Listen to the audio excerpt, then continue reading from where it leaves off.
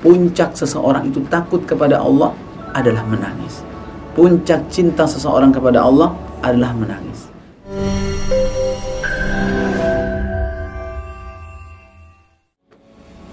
Bismillahirrahmanirrahim. Assalamualaikum warahmatullahi wabarakatuh. Alhamdulillah, wassalatu wassalamu ala man la nabiyya ba'dah, wa ala alihi wa sahbihi wa man tabi'ahu wa wala. Saudara-saudaraku sekalian yang berbahagia, tema kita pada kali ini adalah tentang keutamaan menangis karena takut kepada Allah dan rindu kepadanya. Sebuah sifat yang hilang jauh saat ini dari tubuh kaum muslimin, kaum mukminin. Menjadi nilainya begitu langka, sehingga kalau kita mendengar ada orang yang menangis karena takut kepada Allah, dia menjadi barang yang unik, barang yang langka, langsung viral, orang aneh melihatnya.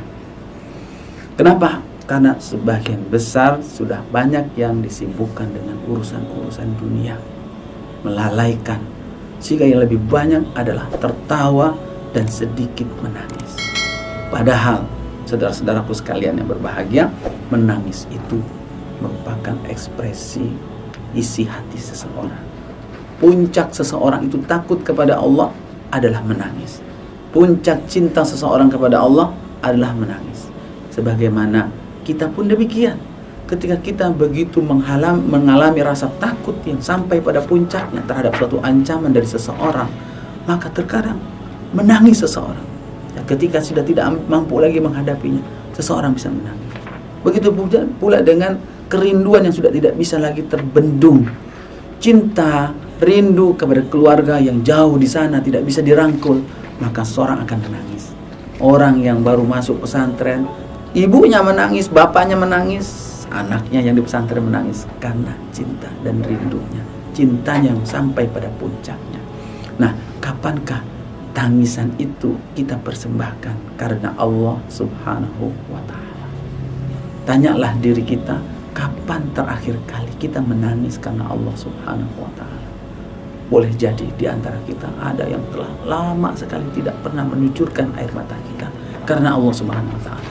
Kalau untuk yang lain boleh jadi kita menangis untuk urusan dunia, tetapi menangis karena Allah Subhanahu wa ta'ala sepatutnya menjadi salah satu karakter ciri orang-orang yang beriman. Itulah yang disebutkan oleh Allah Subhanahu wa ta'ala dalam Al-Quran surat Al-Isra ayat 109. Ya, a'udzu billahi minasyaitonir rajim, wa yakhruna lil adqani yabkuna wa yaziduhum khusyu'a. Dan mereka orang-orang yang beriman, yang membaca Al-Quran, karakter mereka adalah yakhruna lil adqan, mereka tersungkur sujud wajah-wajah mereka, yabkun, mereka menangis, wa yaziduhum khusyu'a, dan bertambah kekhusyuan mereka kepada Allah Subhanahu wa ta'ala. Sehingga kalau kita perhatikan, kalau kita amati pandangan, tampilan orang-orang yang beriman dahulu di zaman Nabi SAW, di zaman para sahabat, di zaman para salafus saleh kita, ini adalah pemandangan yang umum. Mereka-mereka yang menangis karena Allah Subhanahu wa ta'ala. Wa idza sami'u ma unzila ila rasul, dan apabila mereka mendengar apa yang diturunkan kepada Rasul, ya, lalu kemudian mereka berpaling, tawallaw wa a'yunuhum tafidu minad dam. Mereka berpaling, mata mereka sudah mengucurkan air mata. Orang yang mau ikut dalam jihad tidak dapat lagi perbekalan, sudah penuh kuotanya, mereka berpaling menangis. Itu pemandangan dahulu di zaman Nabi SAW, sahabat dan generasi salafus saleh kita, itu adalah biasa. Tapi sekarang orang sedang sholat menangis seolah-olah aneh. Orang sedang ceramah, dakwah, nangis seolah-olah aneh. Maka ini adalah pemandangan yang sangat berbalik dengan zaman sekarang ini. Adalah satu target dalam kehidupan kita untuk merasakan manisnya, nikmatnya menangis karena Allah Subhanahu wa ta'ala, kenikmatan yang dulu dirasakan oleh generasi-generasi terdahulu. Kenapa kita menangis? Salah satunya adalah karena takut kepada Allah Subhanahu wa ta'ala. Ya, ini Allah Subhanahu wa ta'ala menyinggung orang-orang yang diceritakan tentang hari kiamat, mereka tidak menangis. Allah sindir, ya, dalam Al-Quran surat An-Najm ayat 59 dan ayat 60. Allah mengatakan, Afa min hadzal hadithi ta'jabun.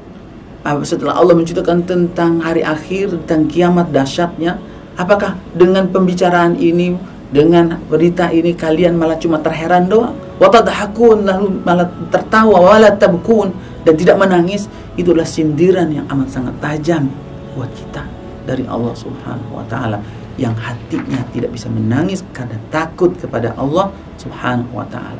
Ada juga yang menangis karena Allah Subhanahu wa taala karena cinta, karena rindu. Yaitu Allah Subhanahu wa taala sebutkan dalam surat Maryam ayat 58. Karakter orang-orang yang dicintai oleh Allah, orang-orang yang mencintai Allah adalah idza tutla alaihim ayatur rahman.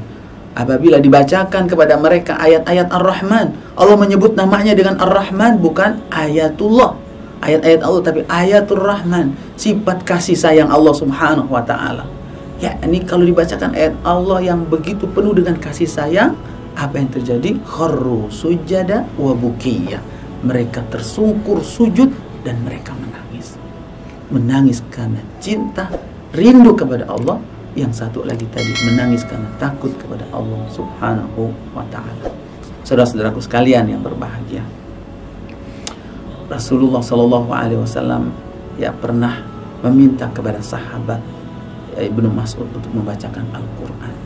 Ini merupakan salah satu perkara yang bisa menyebabkan mengundang seseorang menangis, yaitu mentadabburi ayat-ayat Al-Quran. Membaca Al-Quran dengan menghadirkan maknanya, menghadirkan hatinya, bukan sekedar tekstualnya. Yaitu Ibnu Mas'ud terheran-heran, aqra'u 'alaikal Qur'an wal Qur'anu unzila ilaika. Apakah aku harus membacakan Al-Quran kepada engkau wahai Nabi Muhammad, padahal Al-Quran turun kepada kamu? Iqra, kata Nabi sallallahu alaihi wasallam, fa inni uhibbu an asma'ahu min ghairi. Sesungguhnya aku senang untuk mendengarkan Al-Quran itu dari orang lain. Maka dibacalah oleh Ibnu Mas'ud. Nabi ternyata bukan cuma sekedar gemar membaca, tapi juga gemar mendengar, gemar menyimak. Maka tatkala sampai Al-Quran surat An-Nisa ayat 41, itu disebutkan sampai surat An-Nisa ayat 41, tapi tidak disebutkan dari mana startnya. Kalau dari awal berarti berapa juz yang sudah dibacakan. Nabi begitu tenang mendengarkannya. Begitu sampai ayat 41, Nabi mengatakan kepada Ibnu Mas'ud, hasbuk, hasbuk, cukup wahai Ibnu Mas'ud, cukup.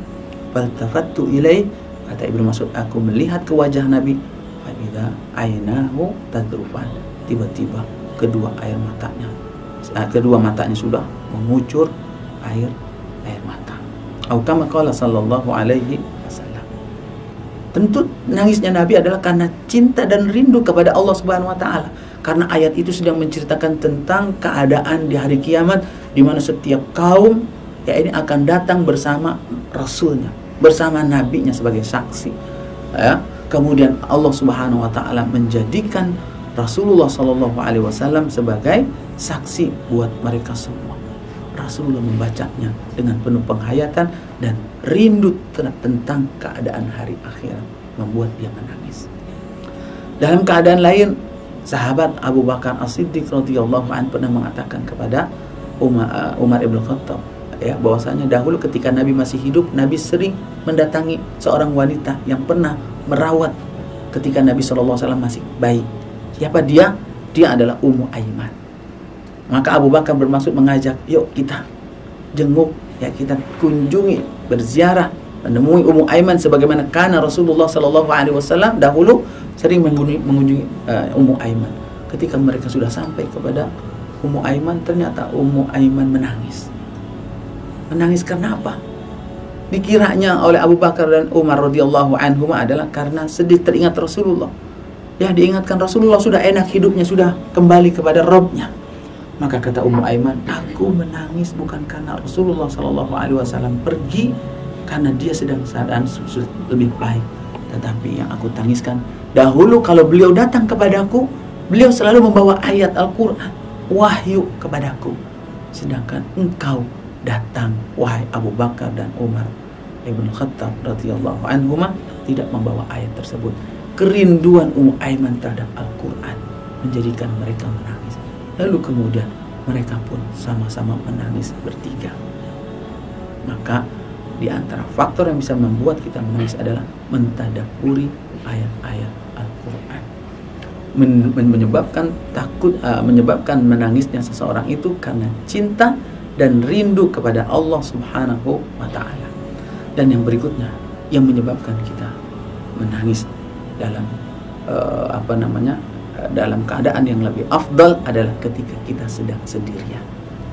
Ketika kita sedang sendirian, karena itu lebih terjaga keikhlasan, lebih terjaga daripada gangguan riya. Ya, sebagaimana Rasulullah SAW mengatakan dalam hadisnya sahihnya muttafaqun alaih, ya, menjelaskan bahwasanya ada 7 golongan yang akan mendapatkan naungan dari Allah Subhanahu wa taala nanti pada hari kiamat. Di hari tidak ada naungan kecuali naungan Allah Subhanahu wa taala. Di antara 7 kelompok itu yang paling ujung, yang terakhir, Nabi sallallahu alaihi wasallam sebut adalah warajulun zakarallaha khalian fafadat ainah, yaitu seseorang yang dia berzikir kepada Allah dalam keheningan, dalam saat sedang hening sendiri, tidak ramai, lalu kemudian air matanya menangis. Menangis itu, air mata tersebut adalah air mata cinta, air mata jujur, cintanya, rindunya, takutnya kepada Allah Subhanahu wa taala. Kalau seseorang bisa menumpahkan air matanya untuk Allah Subhanahu wa taala, bagaimana kiranya Allah akan membalas cintanya tersebut. Mudah-mudahan Allah Subhanahu wa taala membimbing kita agar memiliki salah satu sifat, yaitu lembutnya hati kita, mudah tersentuh dan menangis karena takut kepada Allah atau rindu kepadanya. Wassalamualaikum warahmatullahi wabarakatuh.